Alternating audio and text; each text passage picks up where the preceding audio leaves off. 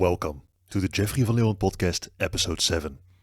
Today, I'll be talking with Adam Ayala, a seasoned psychoanalyst with over 15 years of experience. In our discussion, we delve into the essence of psychoanalysis. Adam shares his perspective on emotional presence, the concept of soul murder, and the challenges faced by men who have been sexually assaulted by women, a topic seldom discussed, but incredibly important. We also explore the complexities of modern relationships, the fundamental differences between men and women, and what it means to suffer well together in marriage. This conversation is filled with profound insights, raw honesty, and thought-provoking ideas about the human psyche and the complexity of our relationships. And with that said, here is Adam Ayala.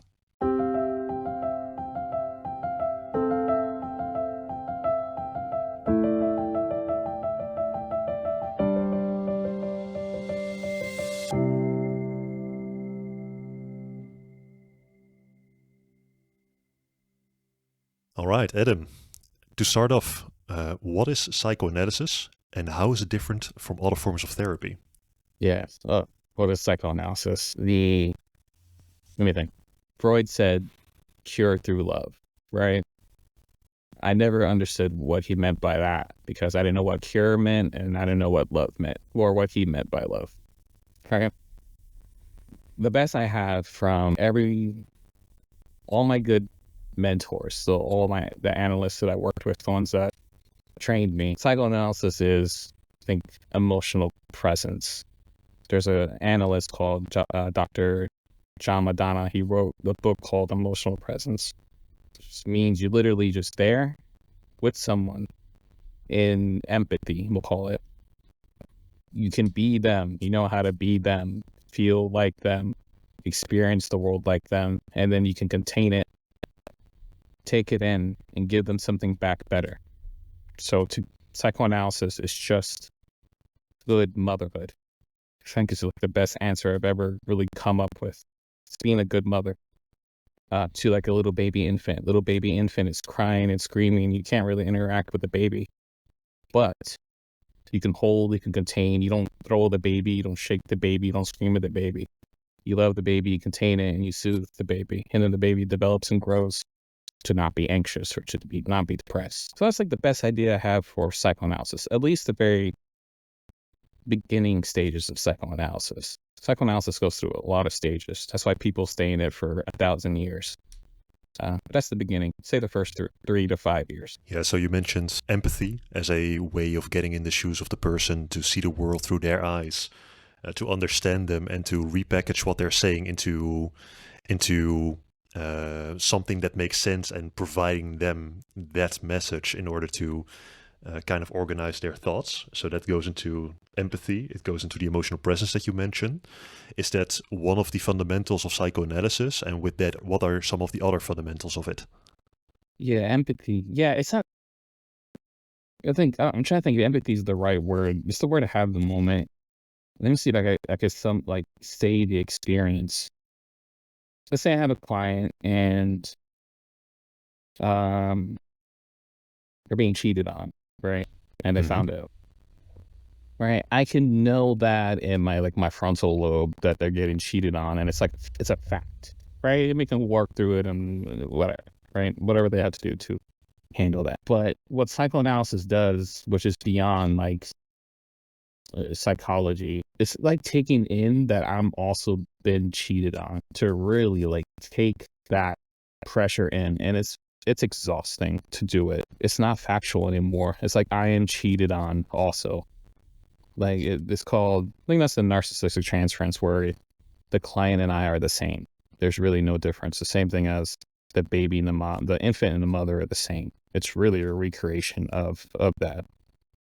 Right. So I think it's something a little bit more than empathy, but empathy is like the best word I got for it. It's really painful. Actually, psychoanalysis is really painful to do. I have a easier time being a psychotherapist when it's very cut off. It's less exhausting. So that's the difference. But you asked me a question and I got stuck on a tangent. Oh, what else is there in psychoanalysis, right? Yeah, so what other fundamentals? What other fundamentals? We don't affirm anything. But we will join So what's the difference between affirming and enjoying? If someone comes in and says, my boyfriend's a piece of shit, I'll say, oh my gosh, what kind of piece of shit, right? Mm-hmm. That's joining. If someone comes and says, my boyfriend's a piece of shit, and says, yeah, he is a piece of shit, that's affirming, right? Right. And there's a huge difference. Affirming feels closer to propaganda. Like we already decided something is true, right? And that's not thinking. That's stealing someone's destiny. And that's another. I'm gonna be hard on psychology today. Overly hard on psychology today. Psychology has become stealing people's destiny by telling them that this is the way it is. It's propaganda. Where psychoanalysis asks a good analyst who's analyzed doesn't push their values. They're going to have values. We can't help it. We're humans, right? But we'll ask how come or why or when or how much of, right?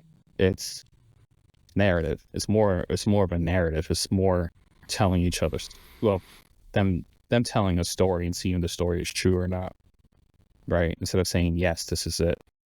Because right now in the culture, we have a problem with psychology just affirming anything. And we know that that's not working. It never has worked. Yeah, so you're looking at the statement that's being made, and instead of going along with it, you are not really challenging. I don't think that's the correct way to think about it, but you are probing to see where that statement came from, why it exists in the first place, and to make the person who made that statement explore the path towards that statement. Would that be a correct summary? You got it. It's exploration through curiosity. You totally got it. Right. And you mentioned earlier, because that's I think a big one.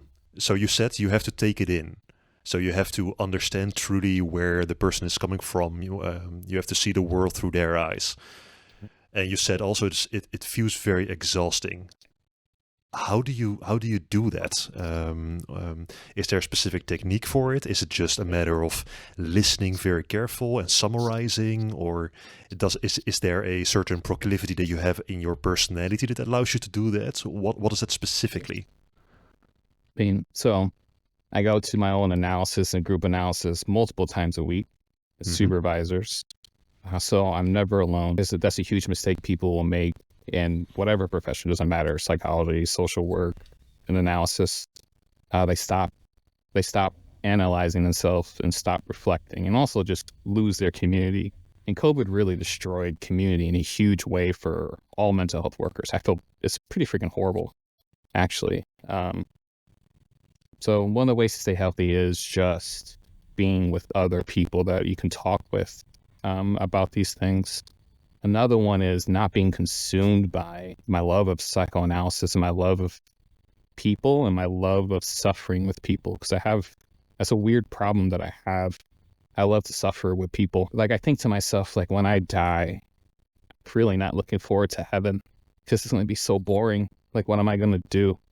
I rather go to hell and see if I can get one person out of hell at a time kind of deal through analysis. It's weird. It came from a weird dream I had about heaven and hell. But I give myself a break. I go do other things, think other things, go live a life that's beyond analysis. And also I think a little, how would I say it? Lessons learned in life to not be so naive have helped me become an analyst that isn't so overwhelmed by things, and also being able to say no. There are a lot of clients that I've said no or I reject.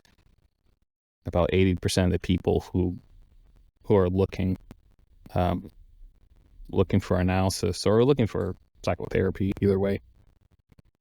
If I know that it's not going to be a good fit because there's just something, or it's not my expertise, I don't feel bad saying no, that can get scary to say no to people, because then you can think, oh my gosh, am I going to make enough money, or what if I lose my clients? But you can go down a bad rabbit hole, but I think that's a bad rabbit hole to go down.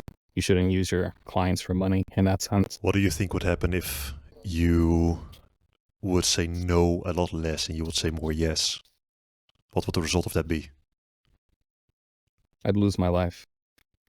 I'd probably really lose my life and lose my family. Like, to overwork wouldn't do it. I mean, this was a problem I had before. So I used to see, I don't know, so I used to do 12-hour days, and that's dumb. I guess that worked in my 20s, right? But that was really dumb. But you got to pay your dues. And then, and just used to it. And there's some positives to that for sure. Okay. But now I'm on the other side of this. Now I work, not even close, maybe a third of what I used to work. And it was forced upon me because I would have never chosen it. Never. I mean, I literally just one day was just told, you have cancer and you need to go to the hospital now, or you're not gonna make it, right? And I spent over a month in the hospital, just chemo every day.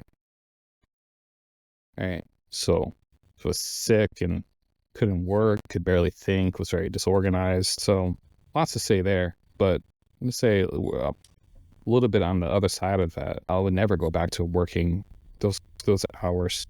Like, who gives a shit at that point? Because one thing laying in the hospital, when someone says, yeah, you probably got, here's cancer. Cancer is always a death sentence. That's how I felt about it. I don't care how positive the doctors are being. Right. So I was laying on my deathbed and saying, what really matters? Is it that I saw 5 more clients a day, 5 days a week, or I spent 5 more hours a day with my spouse and kids? Like, which one matters at the end, right? Got to sit in front of God. Which one he's going to be happy with, right? Which one I'm going to be happy with? I don't even care what God thinks, right? So now I'll never work insane hours like that. But it also means I'll work more precisely with those that I do. So I'm not going to be fraudulent, which I really do. That touches my heart to not be fraudulent with people, because I hate that. I've seen too many fraudulent therapists. What does that mean to be fraudulent? What have you seen? I mean, like, therapists who want to be tyrants in people's lives, as in therapists who tell people this is how you should be. They're influencers. They're not therapists. And therapists who haven't thought through what they're telling people to do. It's like unconscious is just like the unconscious of a therapist who has not handled their unconscious, trying to wrestle with the unconscious of a client who hasn't dealt with it. And no one's leading anyone. There's just impulse on top of impulse, right? It's just two impulsive people being together. And just one impulsive person just happens to have a degree. I mean, what the hell does that mean? I don't know. Who gives a crap about the degree, right? I see that as like really deadly. I've seen people hurt by therapists, social workers, and psychoanalysts. I don't know too many psychiatrists, so I can't say much about psychiatrists, and that's a little bit different anyway, right? But I've seen them really hurt and act out in weird ways, like people sleeping with their clients, right? That's like a big one. That's a big one. That doesn't happen it happens too often, right? But people sleeping with their clients, it's like, what are you doing? Like, or people telling people, yeah, you need to leave your relationship. Oh no, you need to stay in your relationship. Look, how the fuck do you know, right? Just because you do or don't believe in divorce, you shouldn't be pushing that, right? You're stealing someone's destiny. Right. So instead of helping people to explore their lives and their decisions, you're projecting your opinion or your belief onto your client. Sure. And like, so where I was trained in the Northeast up there in Boston, I mean, it was a big problem was political pushing. People would push political ideas within the analysis. It's like it has nothing that doesn't belong. That does not belong within it. But like, that's wildly dangerous to push political ideas within an analysis. That's why Freud went back and forth, and not just Freud. Freud's the one who started this back and forth of should the clients know the analysts or not, right? How much should they know, right? And it's always there's this fight about it, and I have a hard time I'm going to say it matters on the client. It matters on the client. There's some clients who know more about me and some clients who know way less about me, right? But yeah, I can't stand when people push their personal agendas onto people, right? Especially when it comes to dating. Like they give some of the grossest advice, and that's another problem. It becomes advice, not therapy. Like just go, you want advice, go to Chat GTP or something like that if you want advice, or go look on Facebook, because that's what you're at that level, at that point. You're not at thinking anymore. You're at just propagating your ideas of what society should be, but you haven't thought about why society should be that way. Right. Yeah, so there's a lot of questions that are popping to mind right now. And maybe before we move, because I'm very interested to hear what you mean by the political pushing thing. Yeah. But just one question before we go there. You mentioned earlier that a good psychoanalyst doesn't affirm, but adjoins, if I got that correct. And you mentioned that you see a lot of affirming going on. What have you seen, and what is the impact of that? Yeah, and I'll say the non-affirming and joining is for a long time. I mean, the point of psychoanalysis is that you make a decision, and I don't think I have to affirm someone to make a decision necessarily. Maybe, I'm sure it's happened. Affirming isn't a bad word. It's just a bad word if it's used as your only technique, right? Right. So let me not devilize affirming, but I'm going to devilize it because it's overused, right? So ask me the question again. My mind went to 5 places. Yeah, that's perfectly fine. So the question is that in the beginning you mentioned that affirming someone in general, as a general rule, is not a good idea. Yeah. And that usually you would want to adjoin someone in their statement.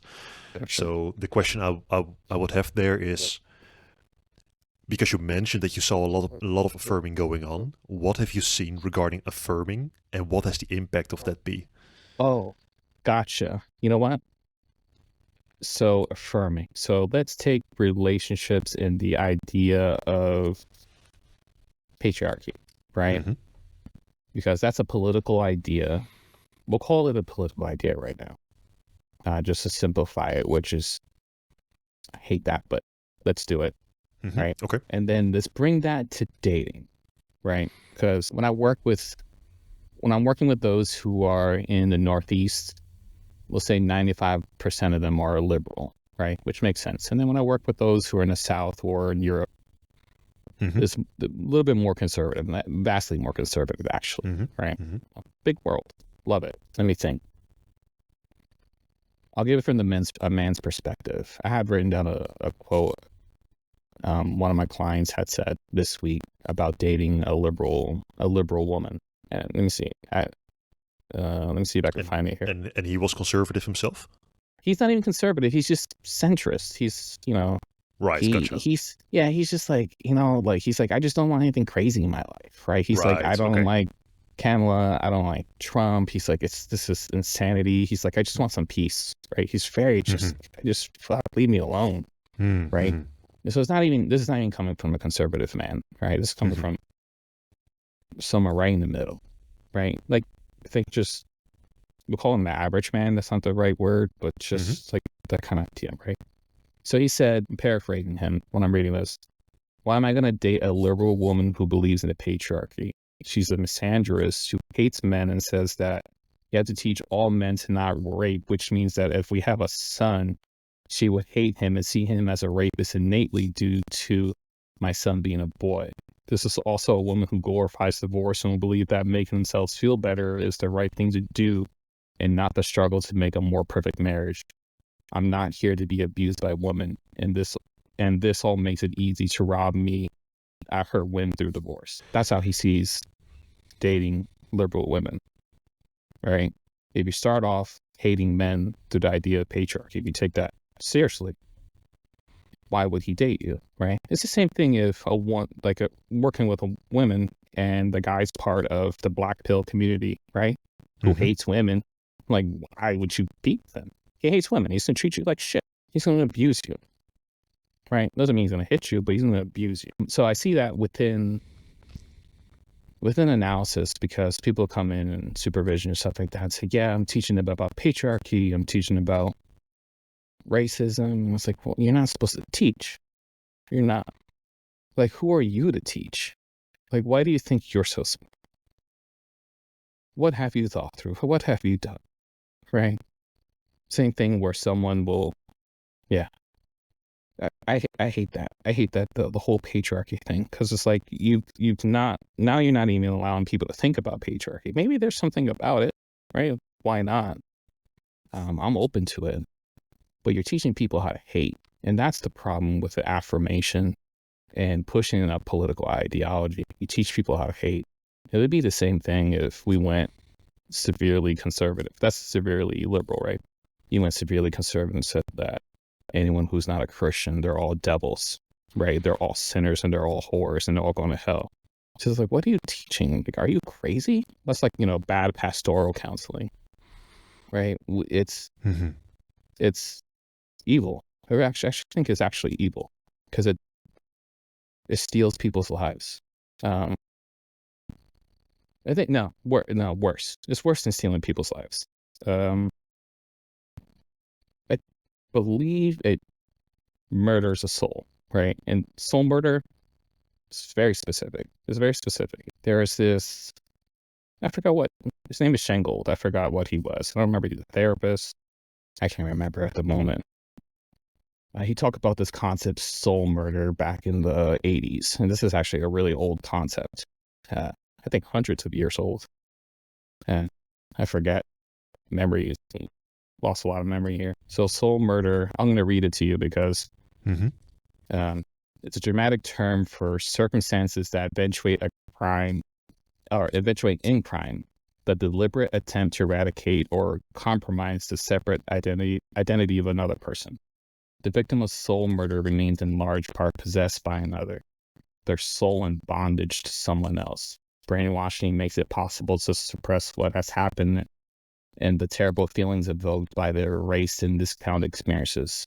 When it is necessary to retreat from feelings, good feelings as well as bad ones are compromised, and the victim's deepest feelings are invested primarily in the soul murder. Therefore, murdering someone's soul means depriving the victim of the ability to feel joy and love as a separate person. So it's an Orwellian idea, right? It says, never again you will be capable of ordinary feelings, right? You will be hollow and we shall squeeze you empty and we shall fill you with ourselves. That's soul murder.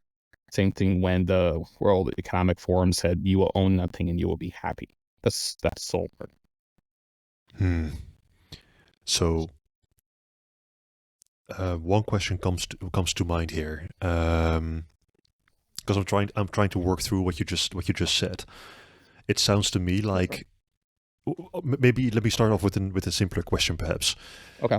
Why do you call it soul murder in instead of something like mind hijacking? Because I think what you said has a lot to do with not allowing people to think for themselves and instead projecting your whether it's an ideology or your opinion or something like that onto them and making them believe that, which prevents them from thinking for themselves. And if that is the correct summary, again, the same question: why is it called soul murder instead of, for example, mind hijacking or mind poisoning or something like that? Yeah, mind hijacking or mind poisoning. Okay. I think mind hijacking, mind poisoning, I think my mind makes me think that you can almost rationalize yourself out of a mind hijacking, like, right? Because if you're just dealing with the mind, that's fine, right? You can rationalize out of it. So we'll call that learning. You can learn out of a mind hijack, right? And, okay, right, yeah. Right. The soul murder is you rip out the insides of someone else and you fill it with your ideas, right?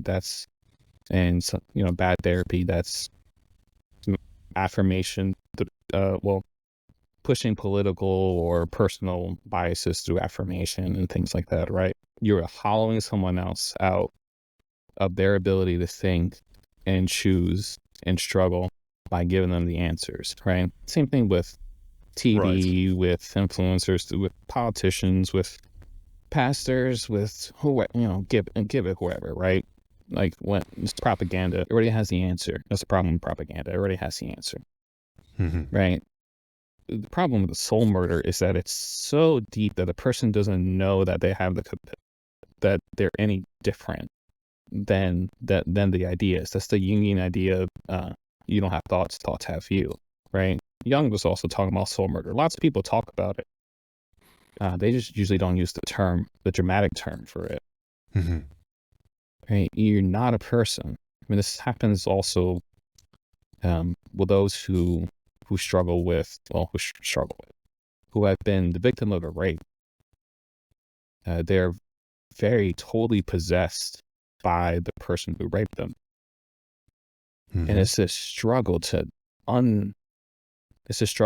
push out the rapist and bring back themselves, or not bring back themselves, create themselves. I don't even know how to explain how that happens really, right? But that's what happens, because when, say, you've been the victim of a rape, you hear a lot of people say, I'm a survivor, I'm a victim, right? And they go from victim, they go from victim to survivor, right? And a lot of people get stuck there, but there's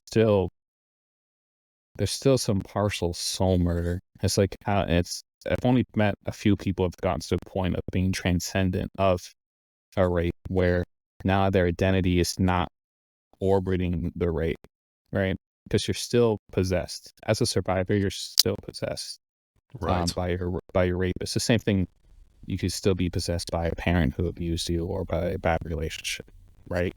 This kind of stuff. So that's the saying, you can't think or learn your way out of being a survivor of a rape, or childhood abuse, or abusive relationship too. right. I gotta have to summarize again, just to keep track of what you're saying. So in the rape example that you gave, I think what you're saying is that specific act and the trauma. Maybe let me know if I got it right, or if I'm looking in the right direction. That the act itself caused a trauma, and the trauma is like an open wound. And through that open wound, an idea was, I'm not sure if it was an idea or a feeling or an emotion or an experience or something like that, but something was injected that took possession of the victim, that the victim then is stuck with. So this is also where my question comes forward, because you mentioned the word possession, and one of my questions will be, what do you mean exactly by possession? But the second one is then, okay, if the summary so far is correct and that possession took place, that possession doesn't let go of the person who it happened to. Is this so far a correct summary? Do I have it at the right end? We'll go with it. I like it. We can make it more precise, but this is good. So you want to know what I mean by possession, right? That was like the first question. Yeah. So let's go with that one. What do you mean when you say possession? Possession. Okay. Yeah. There is no amount of will that keeps, let's say, the event, if it's remembered or not, outside of the person's mind or body, consciously or unconsciously. They're always reacting to it. Their whole, we'll say, from their mind or soul to their nervous system is always reacting to the trauma. Right? That's a possession. You're totally possessed by this happening, and you have no choice. You have no choice in it. They took over. Right? It'd be like you literally just, something exists behind your eyes, and everything is happening to you, and you can't control it. That's why when you talk about those who have PTSD or CPTSD, that they have like racing thoughts. Racing thoughts is such soft language for what it really is. Racing thoughts is you are terrorized by your mind and by what happened all the time, nonstop, and then you have nightmares about it, and then you're always paranoid about it, right? And it's called racing thoughts, as if it's just like, you You're just a little bit over the speed limit. Like, no, that stops your life. People kill themselves over that, right? Because they can't stop. Right? So that's what I mean by possession. It's a severe loss of autonomy. There's no capacity. There's no capacity to do anything but what the rapist or the criminal. We'll call it the criminal, right? Because it's going to be criminal no matter what. There's no capacity to do other than what the criminal has allowed you to do, given you the path to do. It's like it's dehumanizing. Just to be dehumanized. And I have to think about that a little bit more. I need better words for that. Okay, so we'll use that as possession right now, and then tell me the second part of it. What is the difference between, in this case, possession and the feeling of guilt? The feeling of guilt? Yeah. Is there a difference? Well, say more about that. Say more about that question. So,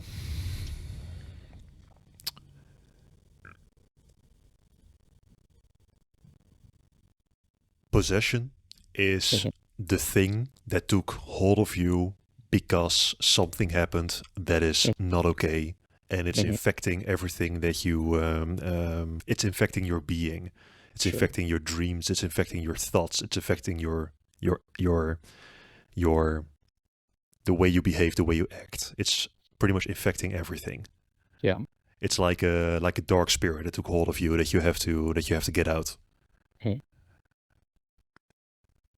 The reason why I asked about guilt is, and this is, I'm making a jump here. Maybe it's completely stupid what I'm asking, but it seems to me that an event like that doesn't just cause that possession, but also a huge amount of sorrow, a huge amount of sadness, a huge amount of loneliness, which can lead to isolation. And I'm not sure if this is the correct question to begin with, but I'm going to ask it anyway. Does this situation generally also cause a feeling of guilt, in the sense of, okay, this is what happened to me or to you, and it's disrupting my whole life, and it's disrupting the lives for my loved ones, which can cause a feeling of guilt? Is that a logical assumption? And if yes, is guilt in this case part of that possession? Are they two separate things? How do you differentiate those two? I hope it makes sense what I'm asking. Yeah. I'm thinking, when you're saying that, I haven't thought about this actually, like, clearly enough.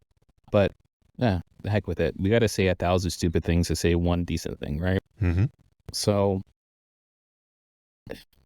what comes to mind is that I think there's probably particular personality types that would feel guilt over this. Say someone high in conscientiousness gets themselves in a situation where they feel like that was stupid of me, that I almost deserve it. They would feel guilty for being naive. What's that? Maybe you can feel guilty for being naive. Like, why did I do that? Why did I go to that party? Why did I drink that much? Why didn't I have someone bring me home? Right. Right. I can see that. I don't know if that necessarily has to be high in conscientiousness, but that's kind of like my first idea about that, right? Because it goes against the idea of conscientiousness. But those who do have that guilt will self-blame themselves. They will not blame the perpetrator. And that's a huge problem. And that's also part of the soul. Okay. That's also part of the soul murder. Someone who's soul murdered actually has a hard time blaming the perpetrator, because they make the perpetrator think, or the perpetrator makes the person who's been victimizers think that what happened was actually good. And this whole murder guilt is actually really used. I didn't even think about that. It's used in a really corrupt way. It's to make the person who's been perpetrated to feel that they are bad if they don't accept the gift of the abuse. Oh, that's gross. Man, I don't know if that's the answer you were looking for, but I don't know, that's where we got to. How does that generally happen? So could you break that down? The idea that the perpetrator makes the victim feel responsible for what happened. How does that idea get injected? Yeah. Okay. So it could happen in a couple. Let's see. Okay. So let's say there's a man and a woman, and the woman rapes the man, right? Drugs, rapes him, however. The man can feel stupid because he's like, oh, I trust this person, whatever the situation was. Like, how stupid am I to let a woman rape me? No one's gonna help me. There are no centers for men who have been raped. Lawyers don't give a shit. Like, it doesn't even count in the United States, right? I think it took until the 2000s for it to be in the law books for men to be like legally raped with very particular language, right? So he's done, like, he just feels stupid, and there's no society doesn't care. Society laughs at him, if anything, right? Same thing in the prison systems, but it's a little bit different. But let's stick with this one, right? Then the woman can come and say, like, oh no, like, that was a very loving situation, right? And you have this man who's very traumatized and knows he didn't want to have sex with this woman, didn't consent to it, right? Wasn't interested in it. But she can spin this web of, no, but we love each other and we're going to be together, and create this idea that what was bad is good, right? Like, it's meant to be, whatever kind of tropes. Right. And really hound that into someone until they believe it. That's like the horrible crime where they may even feel guilty and say, oh, maybe I am crazy. Maybe I just drank too much, and they're totally right, and this is totally okay. And they start a relationship under that pretense. And I've seen that happen. Yeah, because we had contact before we started recording, and you told me a little bit about this. I believe you work with men who have been you work with men who have been sexually assaulted by women, a topic that I feel is not, if at all, discussed. Yeah. What are some of the challenges that these men face, both in seeking help and dealing with what happened itself, and what generally needs to be done to support them? Yeah. So in the United States, legal system doesn't care. There's not one man that I've worked with where the legal system really helped them, even if they had freaking video evidence, which is grotesque. There is now a team of lawyers out there that are working on this, where they're trying to help men who have been raped, coerced, right? These are like legal terms. I'm not like super great with the legal terms, by women, to I guess get justice, whatever justice would be for that. But these guys high on suicide. Every one of them wants to kill themselves. They can't handle that it happened to them. Because when is a guy taught to handle being raped by a woman? Never. 0 times. No one talks about it. And if you let it happen, you're obviously not a man, or whatever it is, right? Whatever society says. Right. They have no trust in women whatsoever. And these guys actually, if they ever do get in a relationship, they get with like severely conservative women, like frigid women, because the guys are too scared of sex for good reason. They've met, what would you call it? They met evil, malevolence. They've met what is worse through sex. Okay. Then they have problems with, like, they have kids and stuff like that. They become very overprotective dads, right? And so they're trying to use their pain for good by being a little bit overprotective, but they're a little bit overprotective, and then they can't stop thinking about it. It's, again, they're running around with a murdered soul, and I just don't think people realize that. I feel like at least 50% of the population is running around with some level of soul murder. And that's why we're having such bad problems with relationships. And maybe it's always been that way. Yeah, but these guys, there's no legal help. They're terrorized. These women can terrorize them, and they can't do anything about it except write it down, record it, give it to, give it to the precinct, whatever. They go to therapy every day to try to like not be consumed by it. They go create new goals in their lives, and they just have to move on. Like, there's nothing else to it. They just have to move on. They have to make a choice of, I either kill myself or I make a better life through some initial feeling. Some of them choose revenge as the initial feeling. Some of them choose hatred as the initial feeling, and it works. It has to be a really strong negative feeling, oddly, as far as I've seen and worked with. The revenge of, this, just because she did this to me, I'm not going to kill myself and give her that pleasure, right? I'm going to go live a good life. That's revenge. Or the hatred one's a little bit closer to, I hate her so much, so I want her to watch me succeed, so she can like live in her own vileness, right? And I can blow up in this life and do great things, right? That's a bit of hatred. It evolves.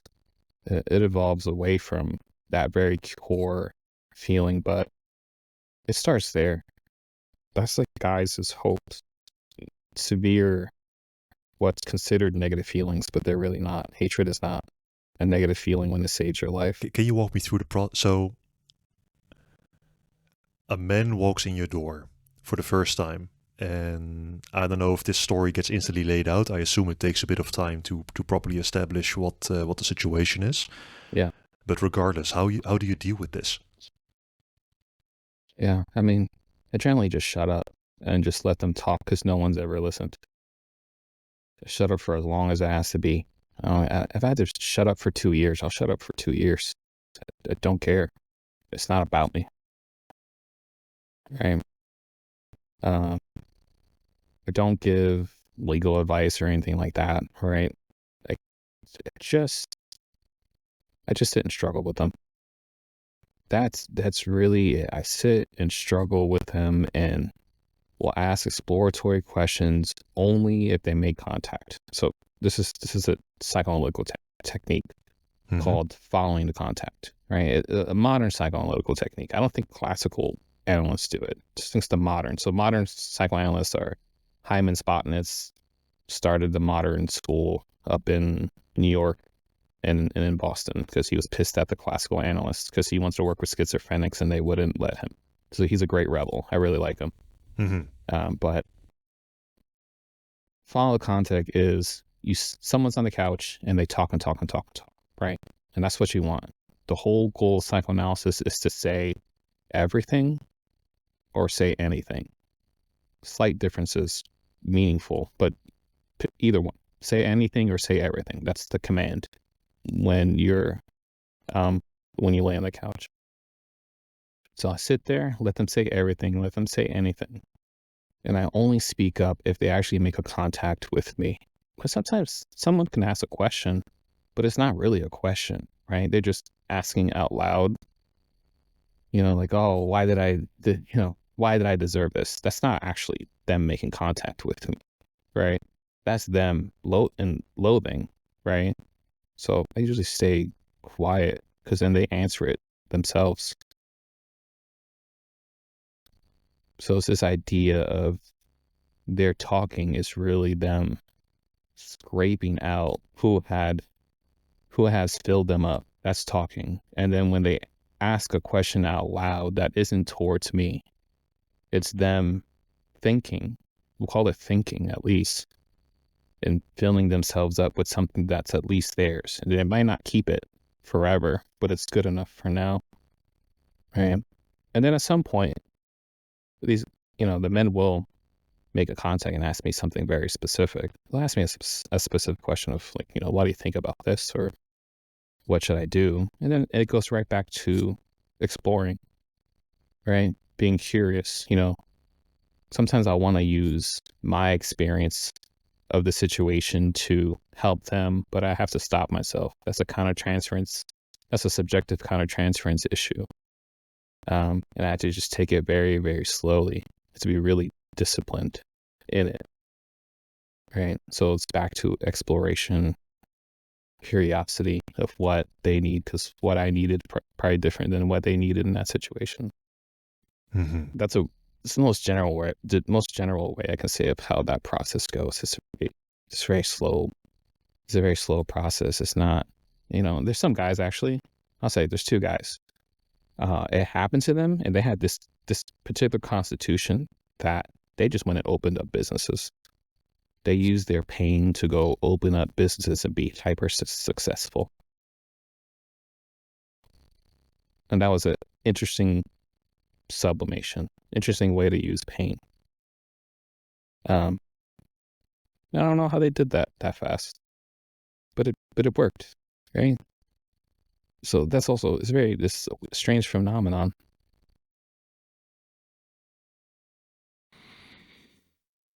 Yeah, so you pretty much allow them over the course of time to lay out all their cards, which allows them to think and to maybe identify flaws in their thinking or maybe organize their thinking and their thoughts in order to get a coherent story that they can understand.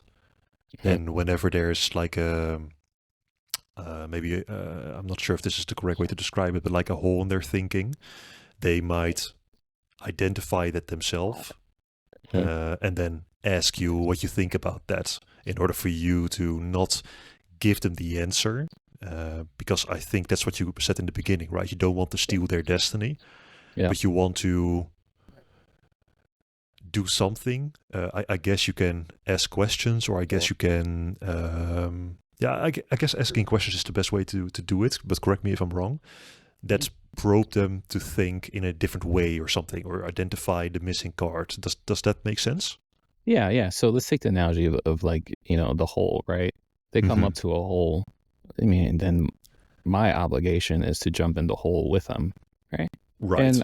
And I'll shine light within the hole. I'm not going to just sit in their own darkness, right? Like that's at some point that becomes cruel, right? You can't just be this cold nobody either, right? This is that fight of, do you be the neutral analyst or do you become a person within the room? And again, it matters. At some point, you had to become a person in the room. You really do, right? So you will shine a light, and then within the hole, sit in the hole with someone.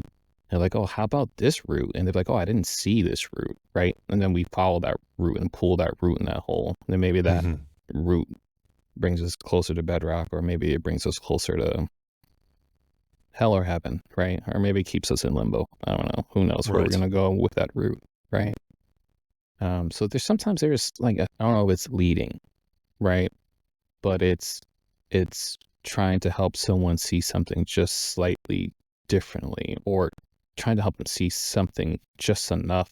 And then once they see the route, you let it go and let them pull on the route themselves. If that makes sense for the analogy. Yeah, that makes sense.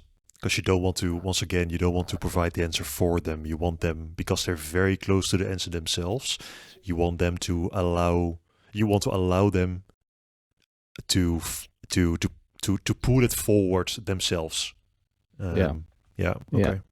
Yeah, it's like I always try to look in literature what's closest to analysis. Like I don't know. Before I got sick, I was starting to struggle with Dante's Inferno, and I was like, kind of like that. I think that's kind of like analysis, right? He has his guide, and you're going through hell, right? And the guide isn't doing too much. It's not perfect, but the guide isn't doing too much, but it's doing enough that you can think and struggle, right? That Dante can think and struggle, right? I think that's the closest to analysis that we have in literature that I can think of, right? Because in analysis, you have to go down before you can ever go back up.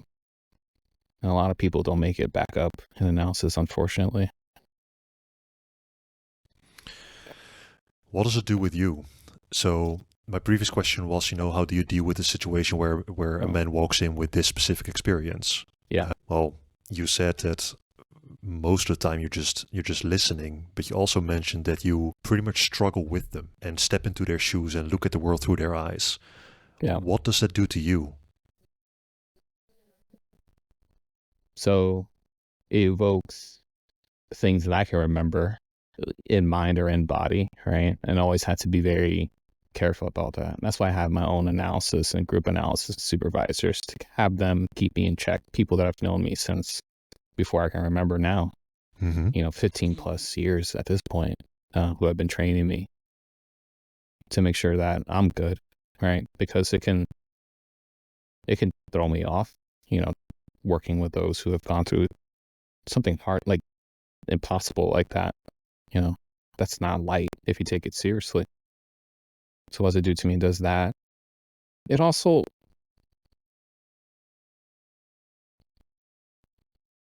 makes me confront that I didn't really want this.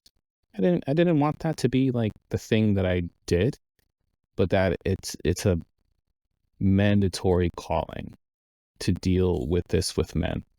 With women too. I mean, I worked with this with women too, right? But with men, right?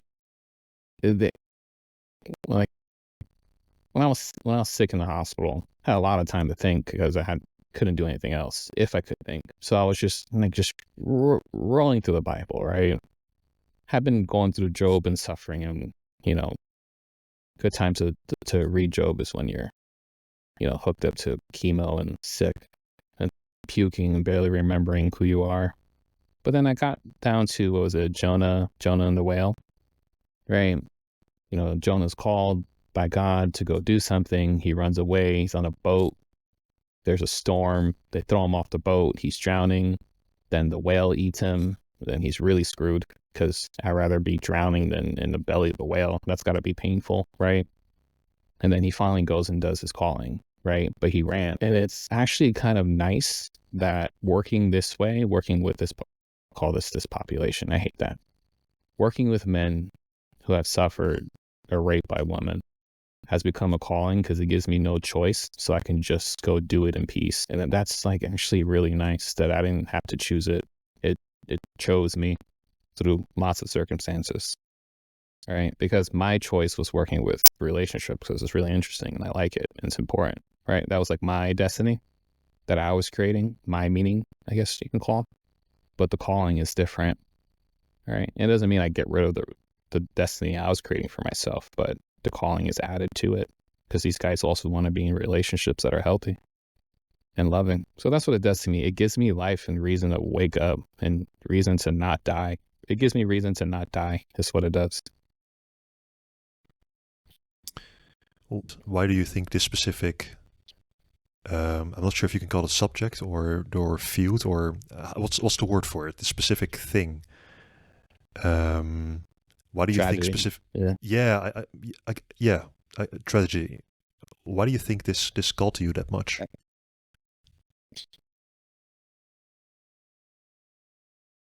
I don't know. I mean, it happened to me, and then men came around that it happened to. So maybe it's just as simple as that.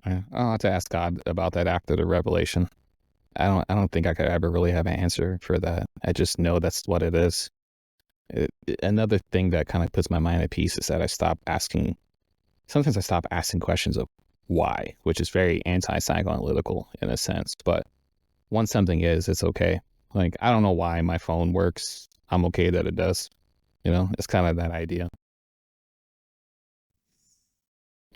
Right. So, the last thing about this, if that's okay with you, the last thing about how you deal with it. So you mentioned in the beginning that you worked quite often. So I'm not sure if that's 100% with clients or well, it doesn't really matter. But anyway, they have all these stories that they're laying out in, well, maybe weeks, months, maybe years. How do you keep track of all of that? You just remember people. I mean, they're people with handing you their lives. I mean, even though I've forgotten my life, I haven't forgotten the lives of my clients, which is an odd phenomenon that my doctors don't know what to do about, right? I remember whatever details. I'll forget. I'll be fuzzy on a name here and there because there's so many names, right?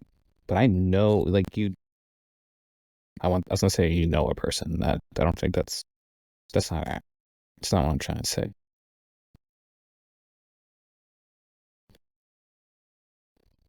For whatever reason, the clients and they're not forgettable. I can't unless you smash my head with a hammer. I don't think you can make me forget them, because how do you forget? How do you forget sitting in holes with people? How do you forget experiences? It's not. I don't think it's just in the brain anymore, right? I think a lot of those experiences become very bodily and very integrated into one's mind. Like, you do integrate people, your clients, into your mind if you want to or not, just like you integrate anyone else. Mm-hmm. Right? So they're not forgettable, but you can forget people too, which is weird. And I don't understand the neurology of that, to be honest. Someone way smarter on that has to talk about how you can forget some people and not others. Right? But yeah, it's just like I don't know how to tell you. It's just there in my mind. I wish I had a better answer. How do you prevent it from taking over? So you mentioned you had some people that could keep you in check, that you could, well, I'm not sure if counsel's the right word, but that you could talk with. Mm. But once again, you're hearing a lot of different stories, and they're deep, they're painful, they're walking through hell pretty much, and you're walking there right with them. How do you prevent all of that from keeping you awake at night? Yeah, I mean, experience is very helpful. Knowing I can't save anyone has been very helpful. Really contending with that no matter what I do, I can't do anything. I'm pretty, I'm gonna say I'm pretty useless. That's me being really dramatic about it. But I can't save. And once you know you can't save, you can go to sleep. But you can walk with people, and that's like the best. That's like the best you can do as a human, right? I can't force a client to break up with someone or to not date a drug addict or something like that. Like, I just can't. So why do I stay up at night thinking about it, right? Mm-hmm. And then I go fill my life with other good things that have nothing to do with this, because my identity isn't an analyst. It was a mistake when it was. That was a big mistake. Because that was vanity and ego, narcissism, really, like, just stupid. But but that also comes with being young. Not that I'm super old, but being in your 20s, what you do for your career is who you are. Way too much. So I have other things to do that I enjoy, and I have other meanings of life that are even more important than this.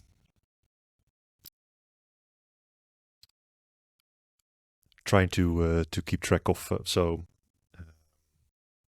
whenever you're laying something out, I see like a visual image in front of me. For example, what you said with the whole cave, and you're in there with them, shining your light. And I guess it makes sense that when I asked you how do you keep track of all of it, that, well, you are in there so deep with them, because you are the one holding the torch pretty much. That experience by itself, it's like it's not just their experience, it's also your experience. Do you think, because so I'm not a psychoanalyst myself. I'm not a trained physician in any shape or form. I have a completely different life than you do. So the way I talk to people is a lot different, and I think the reason why I asked it is, well, I can have discussions with people about specific topics, about specific problems, or about specific things that they're struggling with, and well, because I'm not a trained person, I'm very prone to point something out, right, instead of guiding them to it, which is logical. But that's just the way that I guess regular non-trained people handle everything. I'm not really sure where I'm going with this, but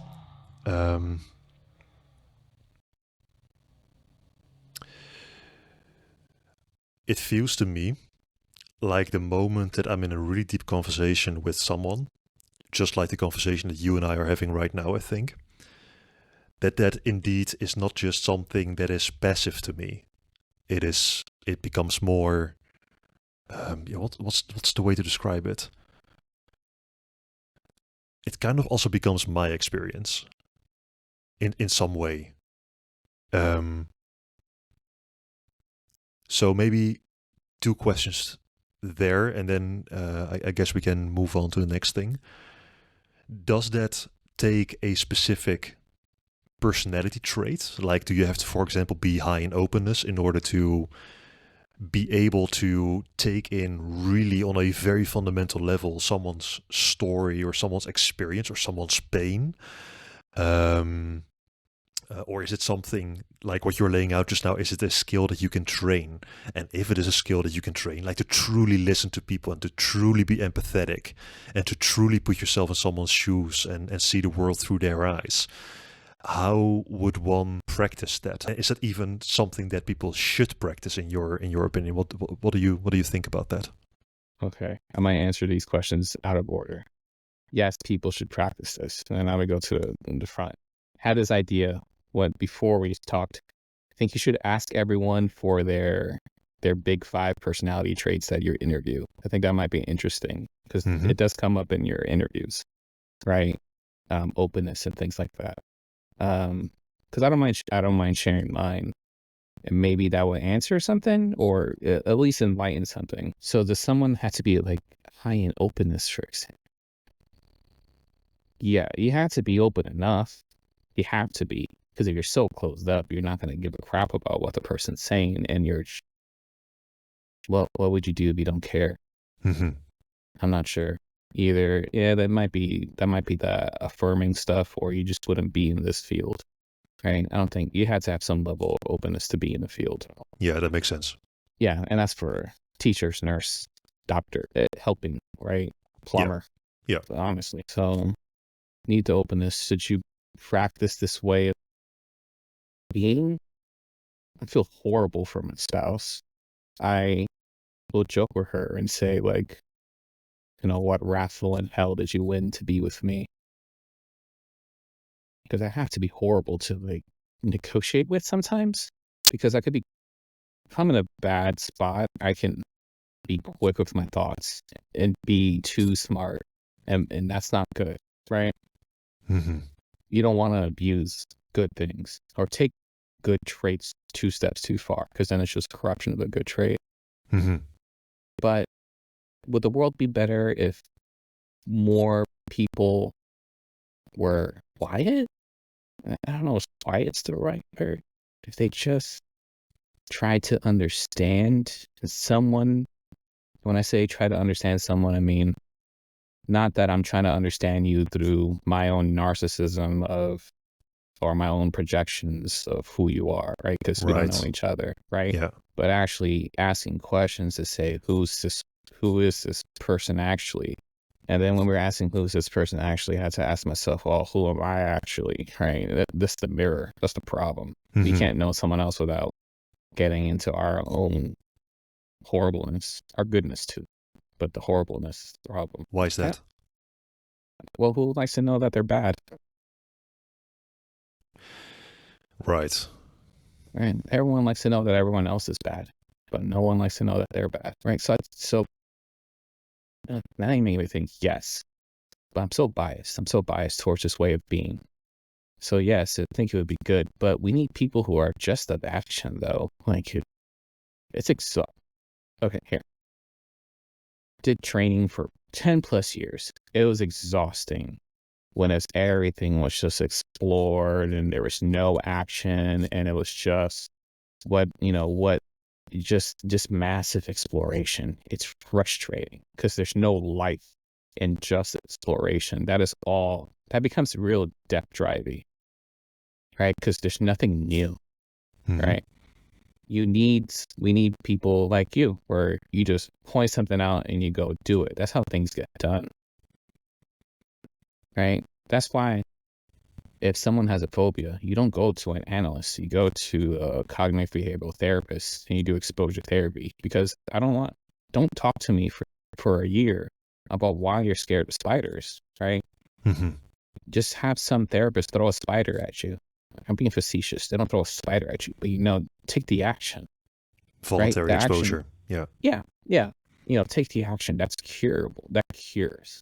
Mm-hmm. So what I'm going to say, it'd be nice if everyone in the most ideal world that would never exist, that everyone could do both, go into action and speak in action ways when needed, and then also go into the exploratory curiosity way when needed.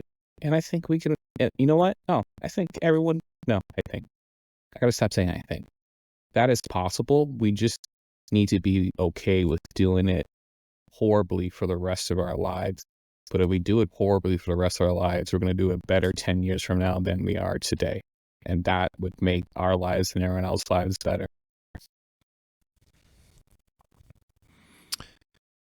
How would someone approach that? So, well, we're all humans, so we are all very prone to having our own. What's the word? It's not prejudice. It's Prejudice, discriminations, opinions, ideologies, even. yeah, Right? your Yeah. ideas, I suppose. So everybody has their own ideas, and I think that in the unnuanced mind, it's I think it's generally the case that a lot of people project their ideas onto the world and identify everything around them through that lens. And I know myself, I've done that in the past, and I probably still do without me knowing. So, if I would ask you, how would one train themselves not to do that, but to truly listen and to truly learn and to truly understand the perspective of other people? What would be some practical tips you could give the person asking that question? God, it's crap. I'm not really good at those, but let's try. Let me see. Before we started recording, you had asked me, how am I doing? And I said, my body's weak, my soul is good, and my mind is dumb. Right? Mm-hmm. This is me because I'm harsh in my mind. I think I use harsh language. And I go in always treating myself as if I'm stupid and I need to learn whenever I talk to, right? The nicer way of saying it, which my supervisors would say it, is when you go into the room with a client, even if you've seen them for 80 years, you go in knowing nothing, Mm-hmm. right? And I don't like that too much. It's like, because I know them. I don't want to lie, right? To say I know nothing about them, to go in fresh that way, is too close to a lie, right? But I can know someone Mm-hmm. and be stupid at the same time and be curious, right? So I just Mm-hmm. treat myself as if I'm stupid, because if I know anything, that's the one thing I know, that I'm a stupid idiot, right? And how great is that? Because then that means I could just be less stupid idiot today by hearing something new, by seeing something new, by thinking something new. Even if what I hear and see is wrong, it makes me a little bit less stupid. So that's practical, but you don't have to have maybe there's a particular constitution that can call themselves stupid all the time and not break down. Because I enjoy that. Maybe there's a softer way to say that, and I'm not sure I know how to say it Would in a a softer way. would a softer way be humility? Humility. How do we define humility? I don't even know what humility is. I think of like religious stuff, but I'm not even good at knowing what it is. Well, I think I'm not sure about the technical definition of humility, but I think humility in general is the capacity to be the fool, to ask questions, and to not be so arrogant that you believe that what you're saying is the correct thing, which makes you more or less, which makes you. Yeah, let's just give it at that. I think that's humility. If you would Okay, ask I me. like that. Yep. I like that. Okay. When you said that, it made me think, believe what you believe fiercely Mm-hmm. and be ready to change your mind. Maybe that's a softer way of saying I'm stupid, right? Because you can really believe whatever you think. But if there's some data or evidence or experience that's in front of you that challenges that, be ready to change your mind about it, right? It's the pursuit of truth. That's all we're trying to do. Mm-hmm. Is that a good answer? I don't know. Who was it who said that? Let your ideas die so that you may live. Oh yeah, someone real smart. Sounds like. Was it Freud or Jung? It might have been, yeah. I don't know. And if they said it, they took it from someone else, though. I mean, probably, but it's pretty much the same. It's pretty much the same idea. It's just a different way of saying it. It's the humility that you can carry to not be arrogant, to not think that your word is law, and to be open to well, like you said, to for your mind to change. Yeah. The thing is, you have to start somewhere, though. Like you have to start somewhere where you believe, right? Because I hate ideology, but it's like a necessary evil. I'm biased right now. I don't have the right mind for that. But you need to have a starting point, right? So have your starting point and be good with, and be excited actually to change it for good reason, right? Because let's say the problem with severe conservatives, I'm talking about the United States, severe conservatives, that they get too rigid. So they won't ever change their mind. And then the problem with severe, like progressives, right, is that they change their mind because they just want something novel, but there's no thought behind it. Both are not thinking. Both are doing the same exact function, just on opposite sides, right?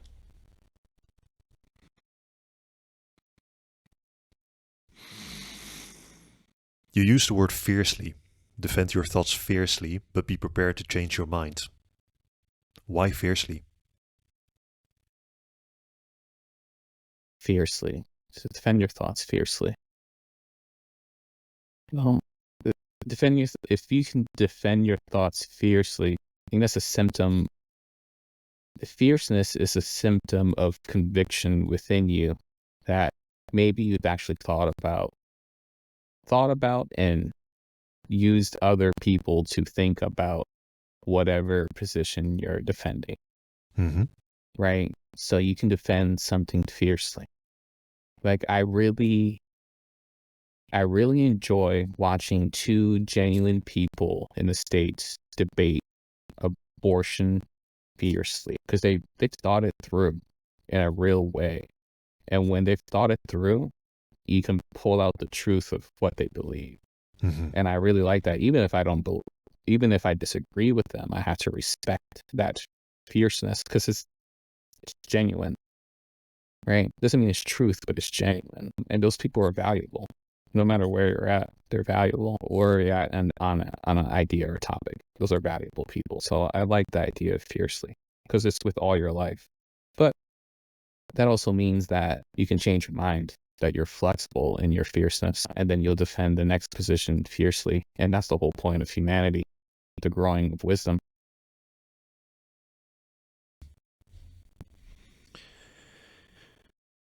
Let's make a jump to relationships. Correct. What are some of the fundamental differences between men and women in relationships that are important to know and understand? Fundamental differences, holy smokes. That's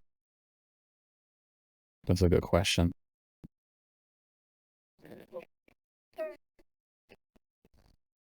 What I've seen, let me see. Let me go to the liberal world for 1 second. Let's focus on the liberal world today, right?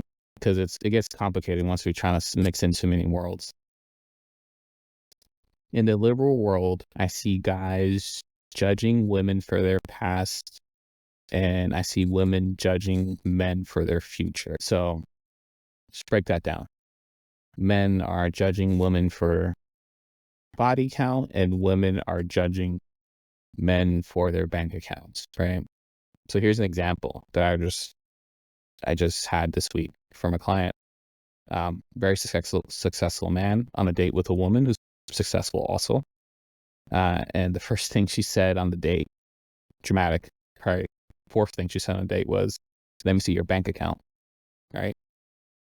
And he was taken aback. It wasn't the first time this happened, but he was taken aback, right? And he said, "Why?" And she's like, "Well, I just want to make sure that I'm not wasting my time with someone who's broke or makes less than me." And he's like, "Well, what would it say if I have more money than you?" He explored it, right? This is something that him and I really dug through to say, what do you do when someone offends you? Because he's hot-headed.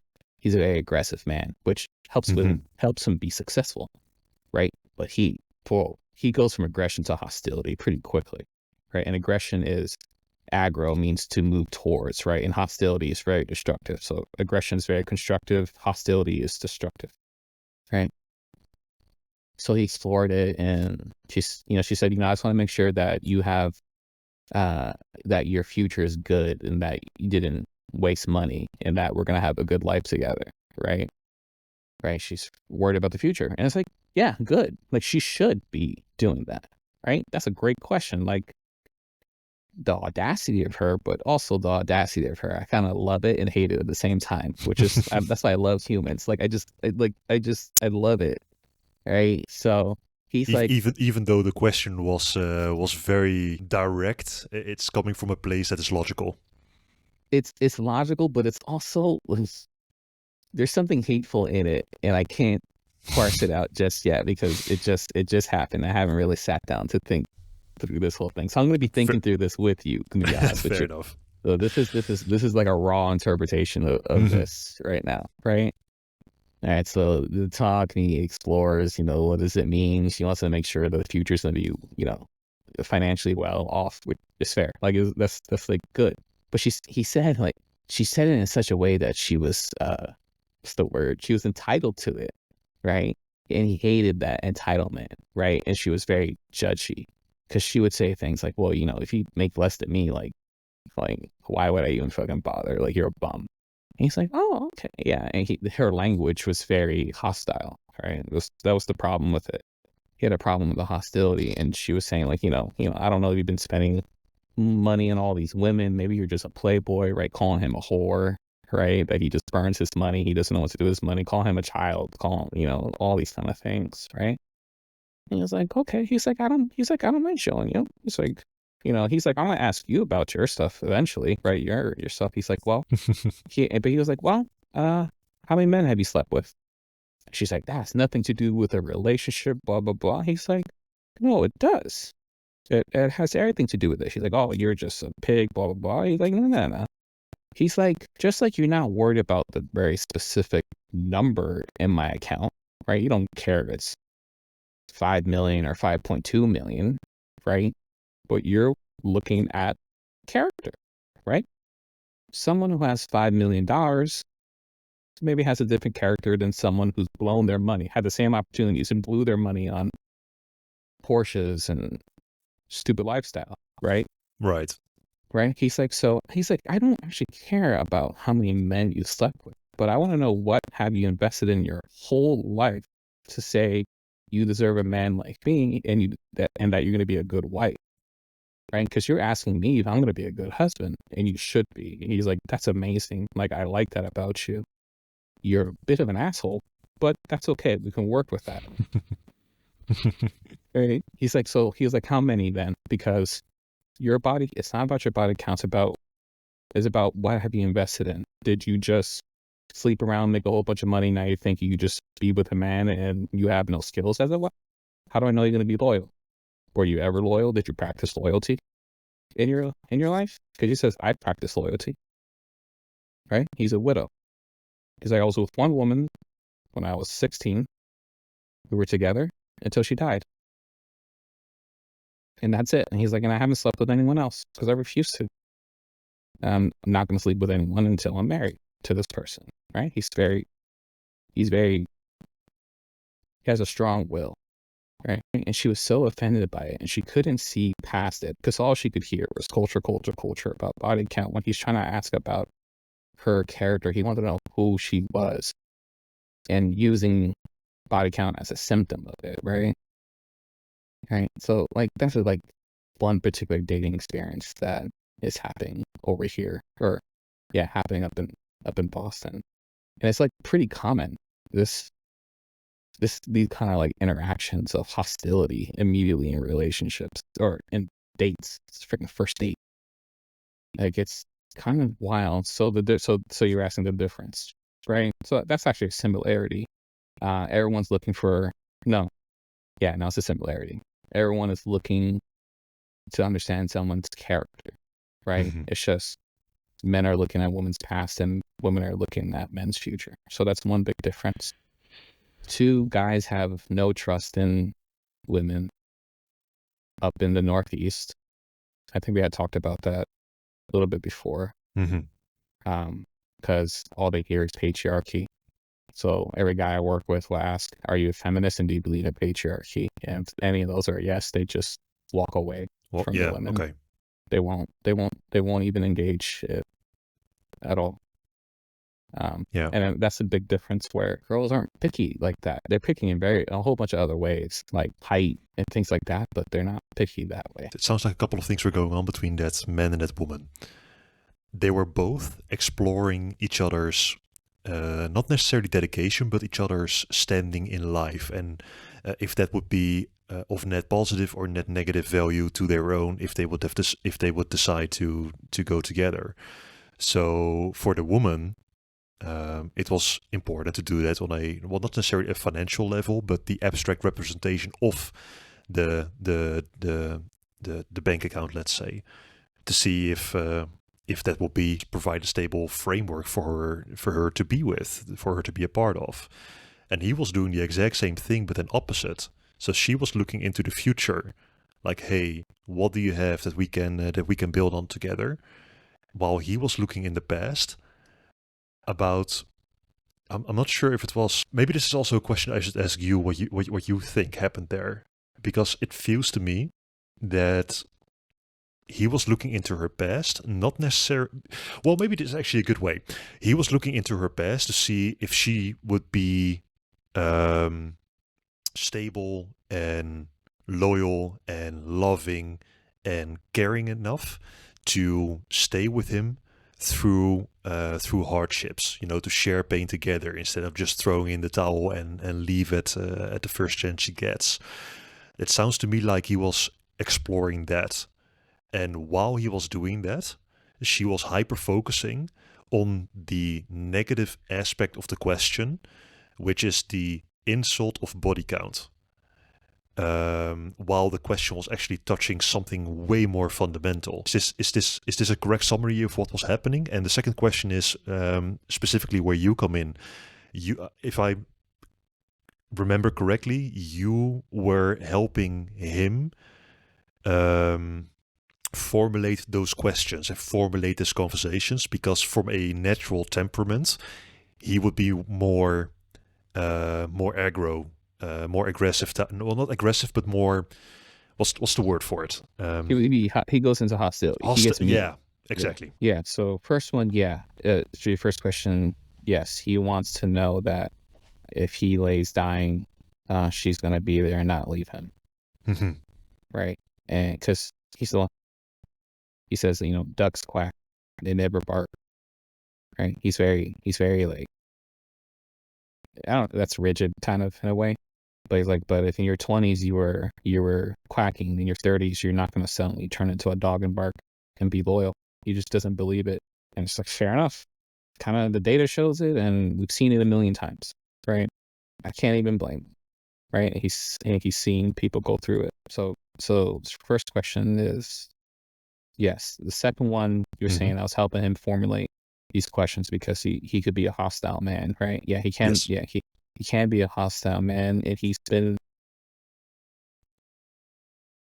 he came in because he was grieving the loss of his wife that he loved very much, and she kept him in check, right? And then he lost that balance. He didn't have that check anymore, so he keeps his wife in his mind all the time. He always thinks like, what would she have me do here? What would she have me say?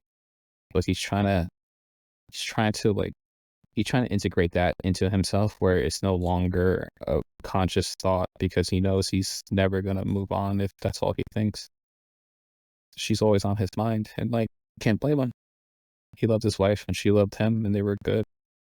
That's a tragedy, right? So he's also angry at the world for another good reason, right? And he's just doing his best to not take it out on other people, because for him it would be so easy to just sleep with 10 women a week and get revenge on life, right? He has that status. Okay, so this is a hurt. This is a man in grief, trying to date and trying to be good, whatever good is for him right now. And he fails a lot, but he's okay with that failure. He's okay with failure as long as he does a little bit better. I don't know if that was answering your second question. That's how it came to mind. Yeah, it is. So back to the question of the fundamental differences between men and women in relationships. What else is different? What else is there that is at least important to know and to really understand? Yeah. I can't tell you serious enough differences, right? There's a lot of stuff out there. Like, there's that author, Rollo Tomasi, who will talk about women in hypergamy, where they monkey branch from one relationship to another, right? It's like, well, yeah, women do that. Guys do that too. The women do that more than men. Maybe. Yeah, no, they do at some point. Maybe 10% more, 15% more, which is a lot, right? When it comes to statistics, right? There's like particular things, things like that. But the differences, I don't know. Everyone wants to not be hit. No. Healthy people want to not be hit, want to not be abused, and want to die and live in peace. Like, fundamental differences, I don't know. They're not coming to mind. Maybe we talk again, I'll be able to say, yes, these are some severe fundamental differences, and this creates, problems in relationships. There are some things like guys' communication styles is a fundamental difference that's very annoying in relationships. I'll give that one, right? There's this idea in popular culture that the key to a relationship is communication, and that's bullshit. No, it's not. Because what happens is a couple will come into my office. It's usually 99% of the time. No, 110% of the time is the woman dragging the husband into the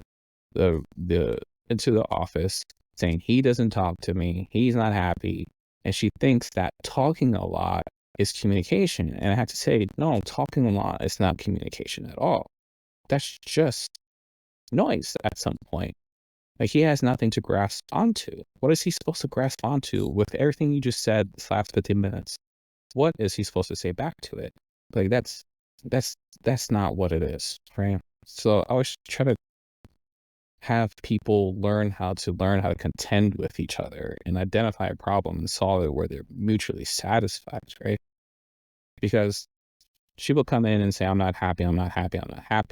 One question that I ask session one when I work with couples that stops the session in its tracks is when I ask the woman, well, is he happy? And it's like, they've never thought about it. And this is very particular people are coming into therapy. This is not the majority of relationships, right? This very particular people are coming to therapy for very particular issues, right? So I'm going to get a very particular part of the population, right? I don't know, it's going to be a population that's high on neuroticism. I don't know what it is, right? But population in conflict, not happy people, right? So maybe that's another fundamental difference in toxic relationships. Because guys do it too. They won't even consider their wife is happy. Yeah, everyone's an asshole. Yeah, I don't know. There's like a special, like, guys, men and women specialize in assholery in some sense. I'm sure they do, but generally everyone's a jerk. Yeah, I don't think it's very special between the two. Not in a major fundamental way. Maybe this is another one of those practical tips that, and once again, correct me if what I'm saying is wrong, but maybe this is another practical tip to really, truly consider if your spouse, or in general your partner, is really happy. And maybe you can build on that idea if you agree with it, because a question I would ask there is, one of the biggest lies in,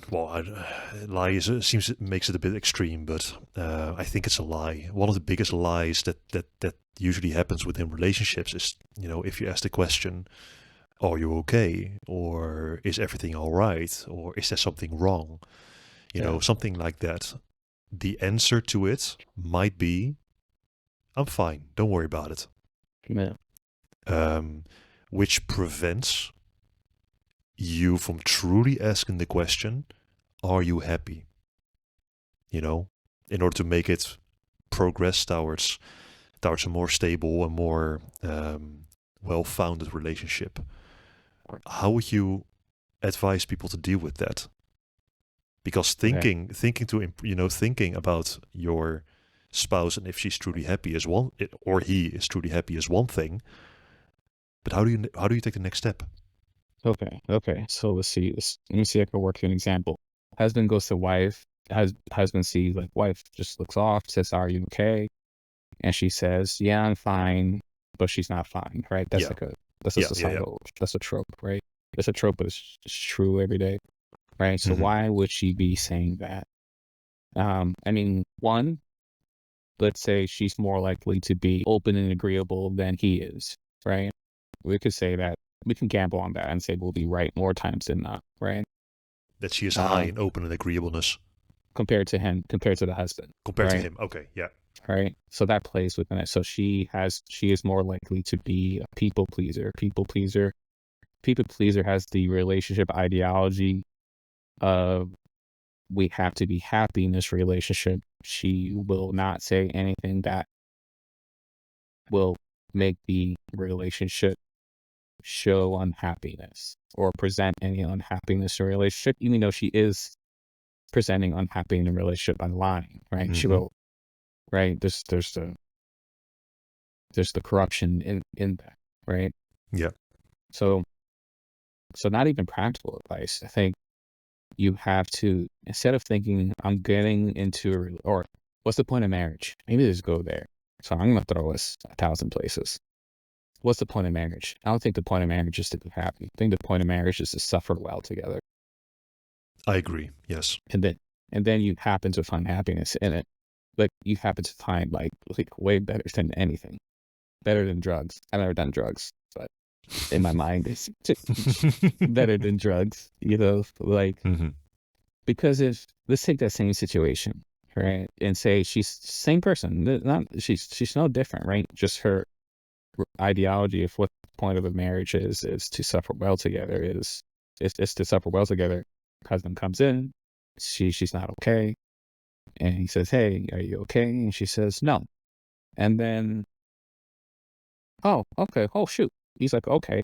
He may be exhausted or whatever, right? And maybe they have negotiated before, like, "Oh, when we deal with problems, let's make sure we're rested, we're fed, whatever," right? But let's say they Hmm. can go together right there.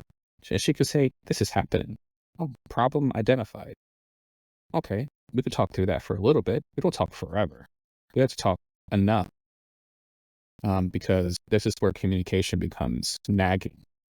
In some instances, if you overtalk something, you can talk a problem that's a 3 as if it's a level 10, right? You don't wanna overtalk the intensity, right?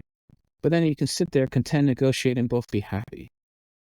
Like you happen to find happiness by going through the shit, right? So I think is that the practical advice? Just know that to be in a relationship is to suffer well with the other person, not to be happy. But you will gain way more happiness suffering well with someone than you ever will by being constantly chasing happiness. Yeah, I agree with that statement. Another statement that I heard that is pretty much saying the same thing is like marriage is like making a promise.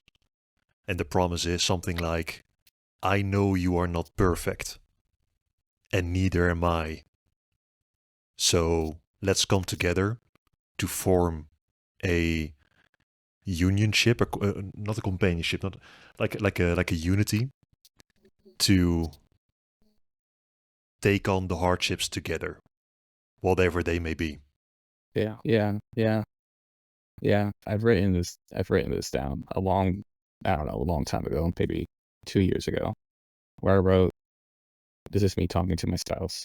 I'm a piece of shit. You're a piece of shit. But the world is way more of a piece of shit than either of us are. So let's be good just to be good to each other so we could defeat the real piece of shit out there, right? And that's me stealing young, right? I have a shadow, you have a shadow, but the world is horrible. I mean, the world is just death. We're going to die. So let's go conquer. What else is there? That's I stole that from Young, and I also stole that from, what's that song? It's by Method Man and Mary J. Blige. You're All I Need. I love that song. It's a great love song. It's an amazing love song. If you will really sit in the lyrics, it's just like, that's exactly what a relationship should be.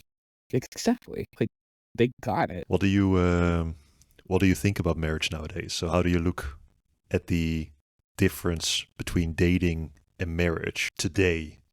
Because to me it seems like there is the practical differences between the two in today's age have been diminished, I think, in comparison to the past. So how would you look at the difference between dating and marriage today? Also in comparison to the high divorce rates that are happening. Pretty much my question is, what changed? I wonder if something has changed because, divorce has been Jewish law for a real long time, right? So there's been divorce for a long time. And I don't know what the divorce rates were for the Israelites while they were up in the desert and how that changed over time and throughout centuries. I haven't, I don't know if we have those numbers. That would be interesting if they are, right? So what has changed? I don't think. I gotta change that word. That's bothering me today. I'm gonna use it anyway. The hell with it. I don't think there's like a big change within humans because people have been killing each other, and within relationships, people have been cheating, people have been having wonderful relationships, people have been toxic relationships since the beginning of time, right? Maybe there's different flavors, right? I don't think the Israelites were dealing with patriarchy. Maybe they were, I don't know. But with this particular, or wokeness, probably weren't dealing with wokeness, right? Back in the desert, or even 70 years ago, anywhere, we weren't dealing with wokeness. So there's maybe a particular new ideologies that inherently inform how relationships come together or fall apart. I'm going to say it's 99% the same problems. People define love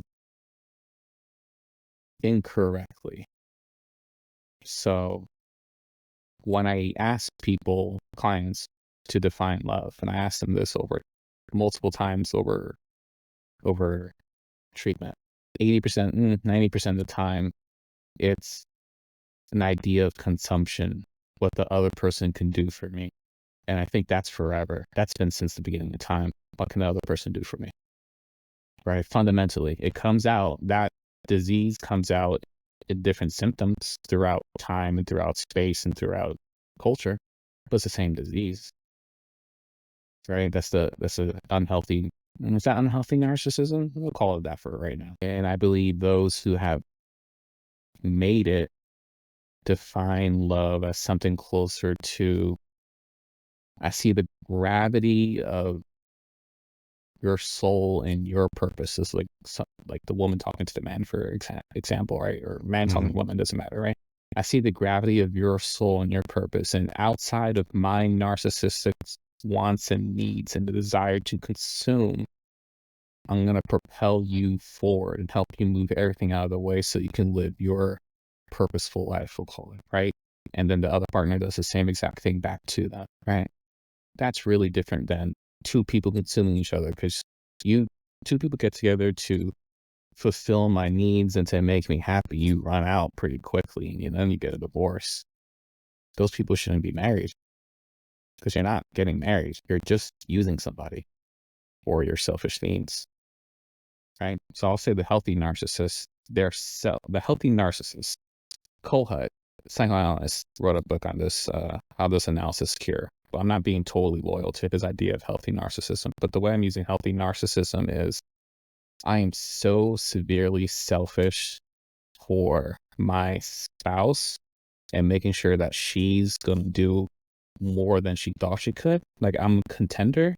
I will contend with her and push her just a little bit beyond her comfort, just like she does with me, right? To make both of us better in life.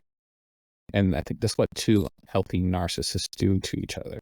Like I'll give you like a silly example, right? Mm-hmm. Mm-hmm. You know, going through chemo, I'm sick, I'm exhausted all the time. I don't have like real energy, right? But she said to me yesterday, she's like, oh, you know, the backyard needs to be mowed. In my mind, it's like I don't have the energy. I just don't have the energy to do it, right? And she's like, oh, you know, blah blah blah. There's kind of bugs that might be coming in because the grass is growing, right? And I wanted to find and just use the cancer card because I could be an asshole and use the cancer card for everything, right? But that's so pathetic, actually, right? Like if I'm really sick, I would say like I'm really sick. There's weeks that I'm disabled for weeks because of chemo, and I can't do anything about it. And she has to pick up everything, and that's not fair. But she pushed me just enough so, but it's like she's not doing this for my harm, and she's not nagging me, right? She didn't say it in a nagging way of like, ugh, that's gross. Like, why aren't you doing it? Like, she didn't nag. She just presented it, said, hey, so I went and freaking did it, and I didn't die, and I felt better, right? I was tired, exhausted, like, all that stuff. And then we had like a really nice day. Like my mood like elevated from like just the poison that the chemo does. And like, I'm going to remember that forever. And it's silly. It's silly in the grand scheme of things. But how important. That's why I trust that woman with everything. Fucking everything. I trust her because of things like that. Right? She has things that annoy the crap out of me because she has to. If she was perfect, I'd be in trouble. Because why the hell is she with me? Because I'm a piece of shit, right? But this is why I trust that woman. She'll push me just enough, and then I need to make sure I go do it. Right? Then it's up to me. Right? I'll say that's the best example I have of healthy narcissism between two people. How would you define healthy narcissism? Maybe it might be easier to start with the classic narcissism. So I think that the classic narcissism is the unhealthy narcissism. So what's the difference between unhealthy narcissism and healthy narcissism?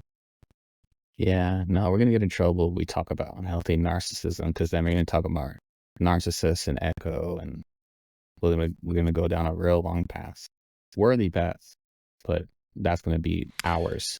So here, I'm trying to think, how do we simplify it, right? Easy. There has to be a way to simplify it. So defining the healthy narcissism. I think the way I had said it before, where I see the gravity of your soul and the meaning of your life. So I'm going to do everything outside of my unhealthy narcissism. So outside of my desire to consume your soul and your purpose. Right. And push you forward and move it out of the way. And then you do it for me. And then no matter what, even when we fall, we're going to conquer life, and we won't be resentful even when things are going bad. And if we are resentful, we can deal with the resentfulness quickly because we know we're supposed to suffer. And we know that when we suffer well together, we actually are happier together. So that's like that. Right. So there's an element of reciprocity in there. But there is, generally speaking, the core of it, I think, that this is how at least I'm interpreting what you're saying, is what's the word? Not passion, not drive, not need either. It's like the desire, I suppose. The desire for someone else to at the same time be strong and also to provide that, to share that strength with you, so that you may lift yourself up through their provided strength. Is that Yeah. Does that make sense? Yeah. That makes sense. I can even give you the inverse of it. Have you ever seen David Lynch's movie Eraserhead? I don't think so. No. No. All right. I can even send you a link. There was this brilliant man who did an analysis of Eraserhead. Eraserhead is about life happening to this character, Henry, and the world is totally like violently resistant to life. And it's someone who just lets things happen to him, and it's about becoming a father and the relationship, jumping into the family, and the cruelty of a bad relationship. Right? I think that's the best movie I've ever seen. That is what I think the majority of people live, and people don't want to talk about it or don't want to see it. I'll give you that link because he did such a freaking good job of talking about it. And that movie, that's a horror movie, even though it's not supposed to be. It's a horror movie. Well, one of some of my favorite movies and video games, for that matter, are psychological horror movies or video games. Yeah, no, me too. I love those. I'm bad at consuming media, but I love anything that's like a psychological thriller. I don't know. I think my favorite movie is Mr. Nobody. There's a guy who he's the last person that's gonna die because the world, instead of the world's gonna, or the universe is going to the big shrink, right? Instead of expanding, it's about time's gonna go backwards. So he's being interviewed, and it shows the kid who's interviewing him is asking him about his life, but he doesn't have good memory, which is kind of funny now to me. That he doesn't have good memory about his life. So he talks about 3 different paths in his life, which is 3 different women, and you're trying to figure out which one was actually his wife. Right. I love that story because, if, he went to live with his mom, when his parents divorced, it's one path. If he went to live with his dad, it's this other path, and all these different. I love that. I love that stuff. It's really interesting stuff. Yeah, sure, for sure. Send me the links. I'll definitely check it out. Yeah. If it's okay with you, I would like to take one step back to. So earlier I asked you the question, right, about if a woman says "I'm fine" to the question, "Are you okay?"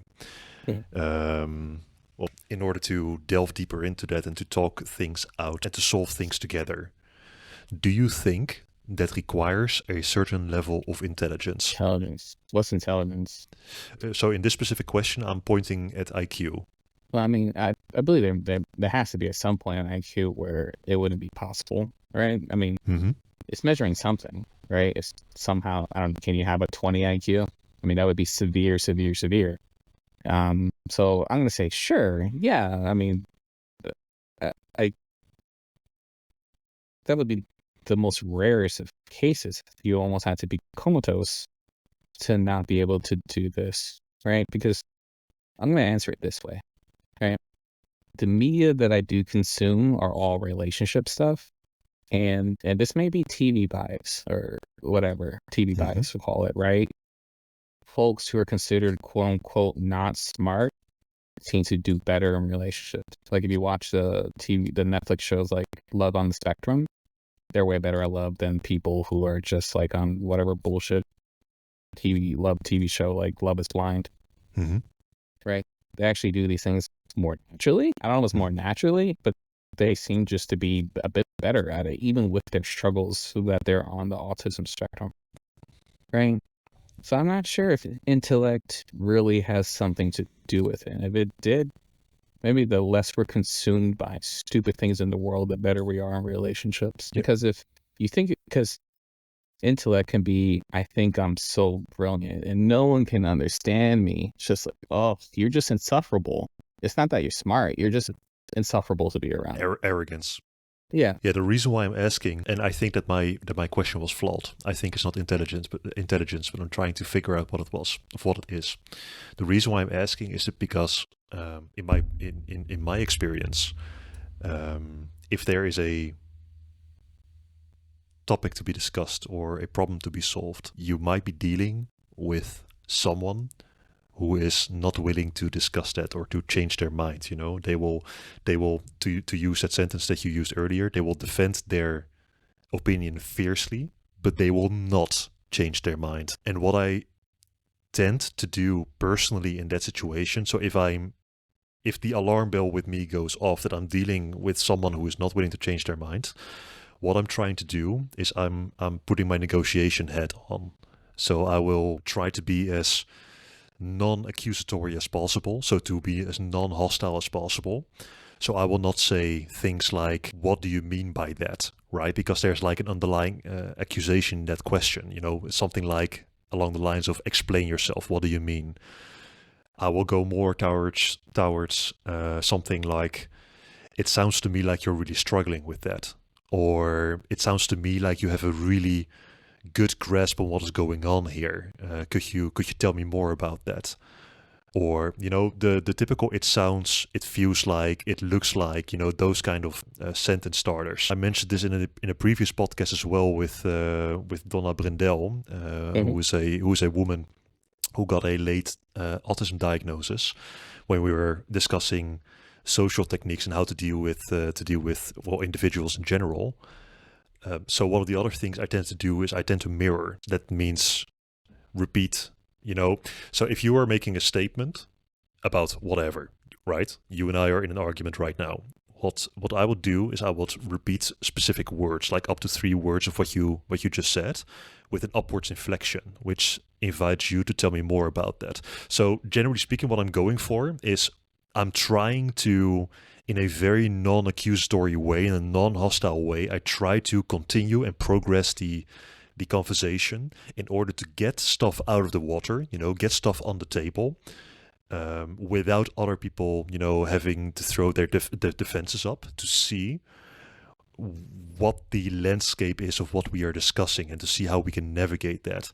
What I'm noticing myself is that sometimes that is successful, but it's in my personal experience, and this may be a wrong conclusion, but how I'm currently having it in my mind, that works with people who are able to explore the subject material on a couple of levels deeper than just the surface.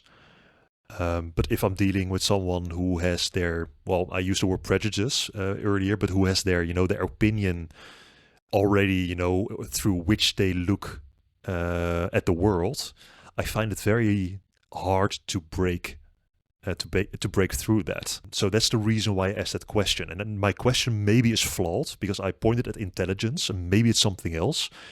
But I hope it makes sense. So my question in this case, if I would reformulate, is how could one deal with that more effectively? And on the side of the other person, is that indeed intelligence we're talking about, or is it something else that is important in order to make that connection with the person? I hope it makes sense what I'm asking. Yeah. No, let's struggle through it. This is good. So if intelligence is just IQ, there has to be some level of IQ for problem solving, right? Mm-hmm. We can say that, and it's just this. Then we say, yes, we have met that qualification, that you're talking to someone who has enough an IQ for problem solving this particular problem. Okay, got it. Yep. Okay. Then you're trying to break through stubbornness, we'll call it for a second. All right. You're doing something good. You're trying to not attack the person, right? So one way that we do exploration and analysis is that we have ego and object oriented questions or statements, but usually questions, right? So ego question is, what do you think about that? It's hitting the person's ego. It's hitting the self. The Right. person to say the same thing without touching the ego is to say something like, "Oh, say more about that." You're saying the same thing, right? But it's not touching the person's ego, so the defenses don't come up.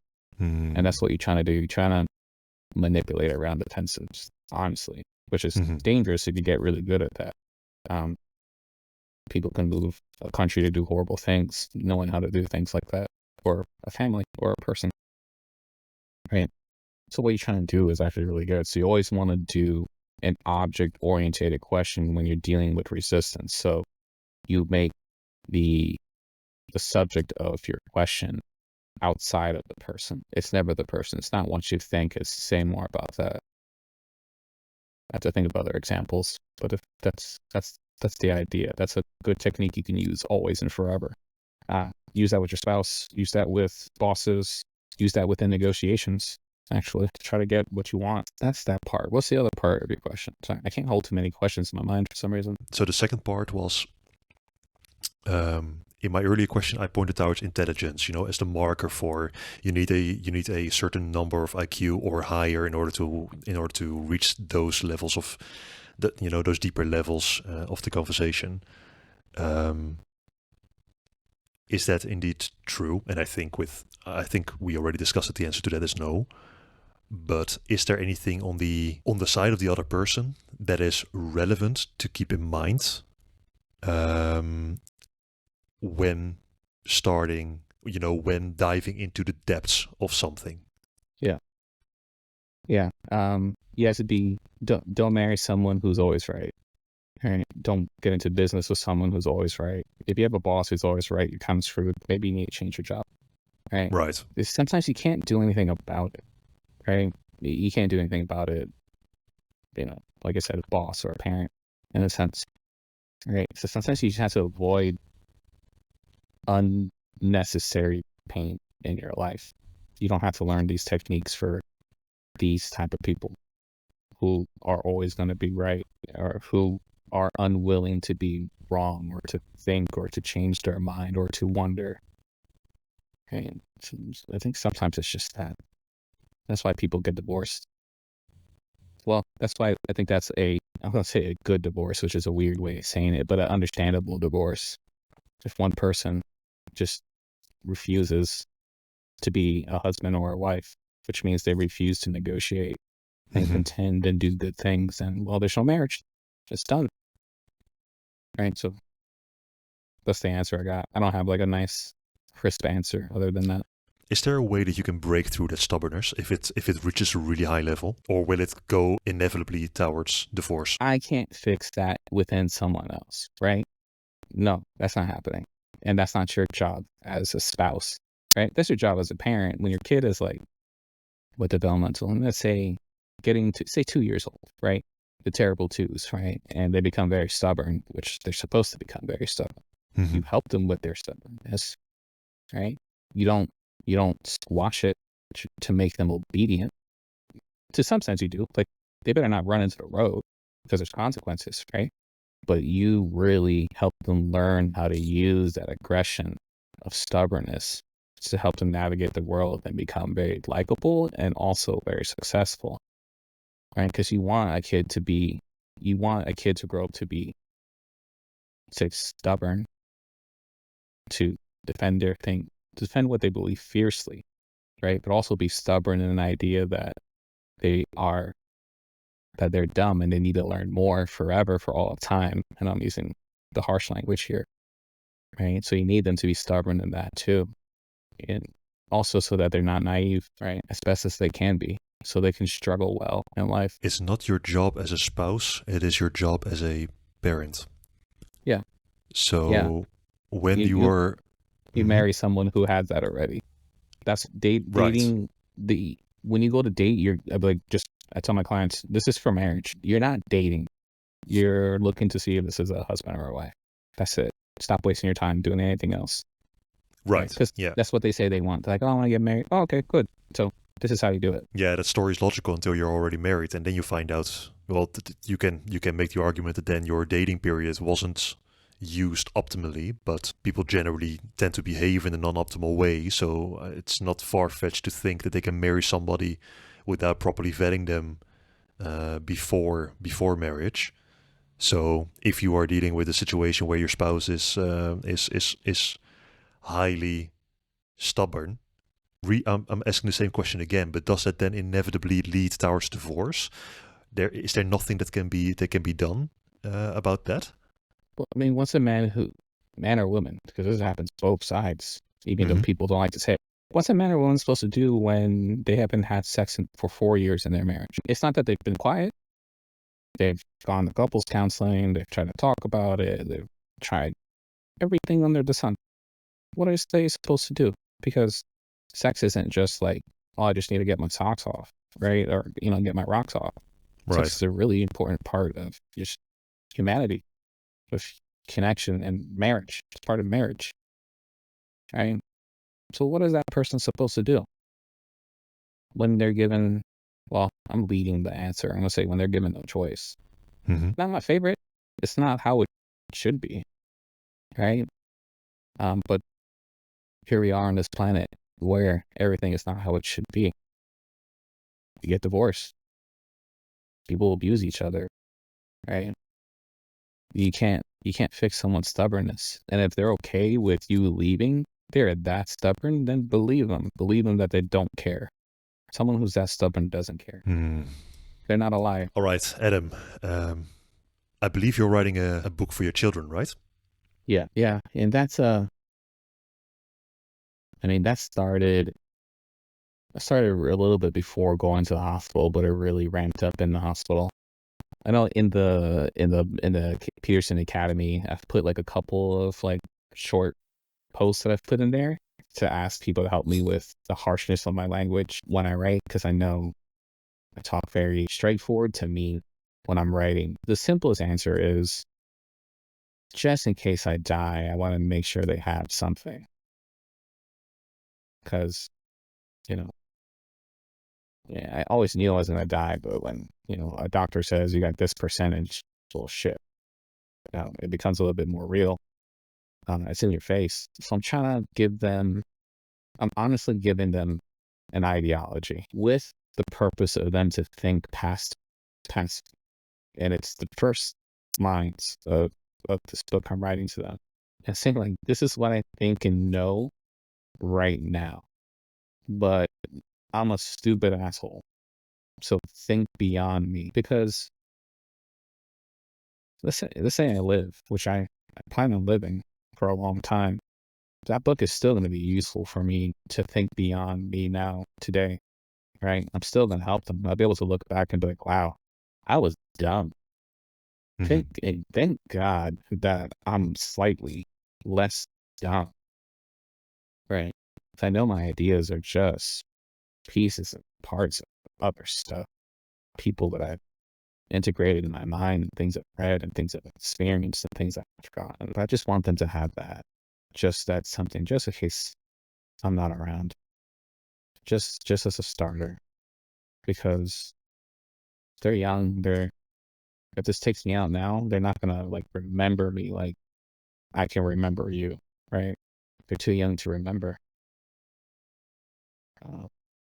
So I just want to give them something to read. What is it that you would like to pass on? Is it knowledge, ideas? Because you use the word ideology. Is it just the idea of being a father just in case, so you can give fatherly advice, just in case they have to go through it alone? What do you hope it does for them? I hope it does for them. By the way, if I'm asking anything that's out of line, just let me know. That's perfectly fine. Believe me, I would let you know. Now I'm trying to think it through. I want to tell them, struggle well and stumble stupidly towards goodness, because that's what that book is going to be. This means stumbling towards goodness in the most stupid way, and just fucking enjoy it. I enjoy it. I know I get mean in my language. It's just all I'm trying to teach them. Do I want them to have like a political leaning? Oh, for sure. Right? Even though I really don't like either side. I'm very rebellious against both parties in the States, right? Do I have a preference if they had to pick one? Damn straight I do. And I'm not gonna not say that, but I'm gonna tell them why. And I'm gonna say, but that's today, and think about that in your lifetime, like their lifetime. What's happening then, right?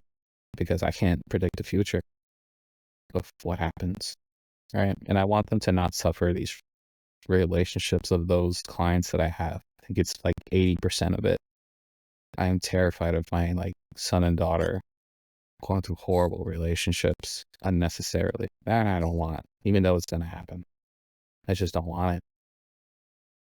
So a little bit is also me letting go control.